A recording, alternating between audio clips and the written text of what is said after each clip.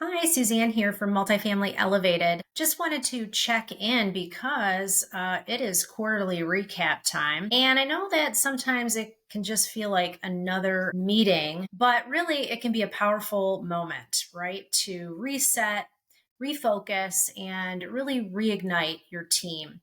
And so, if you want to make the most out of these quarterly reviews, here's just a few tips to keep in mind, and I use them to turn those quarterlies into real game changers. So, top tips for a powerful quarterly recap with your team: start with an anchor and a purpose on your progress.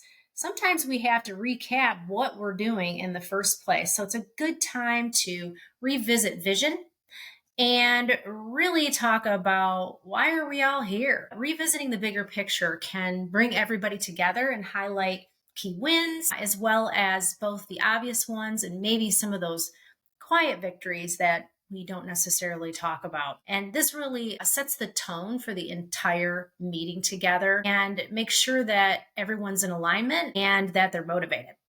Tip two is really tell the story, not just the stats. Numbers matter, but the context around those numbers matters even more.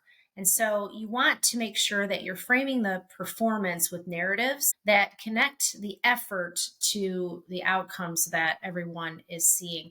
Help your team really see the story behind the data, what worked, what didn't, and what y'all learned from it, which is really the most important thing. Invite ownership, right? So making space for team members to reflect on their own wins, their challenges, their growth. When people get to speak, they simply get more invested. And empowerment really creates a different sense of momentum that you might not have otherwise. You want to name those gaps. I talk about this a lot when I'm talking to my clients, and it's really important that you don't skip over where the gaps are constructively in whether or not you actually met your goals. And so address the misses without the blame. You know, instead, ask what got in our way? What would we do differently? And really, that fosters a culture of curiosity and really course correction. It's not just they didn't do their part, they didn't do their part, right? You don't want to be blaming, you want to be learning.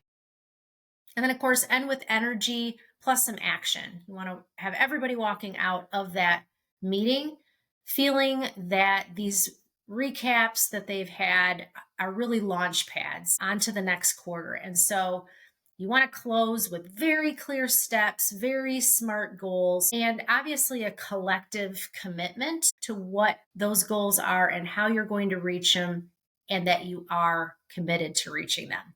And so people should feel and leave feeling seen, stretched, and really ready for the next 90 days. So, quarterly momentum is not accidental, it's intentional. And so, you want to start with clarity, end with energy, and I guarantee you, you will see the difference. Any questions on this? You want to chat about it? Feel free to reach out to me. I'm more than happy to help, and that's what I'm here for. Can't wait till quarter two.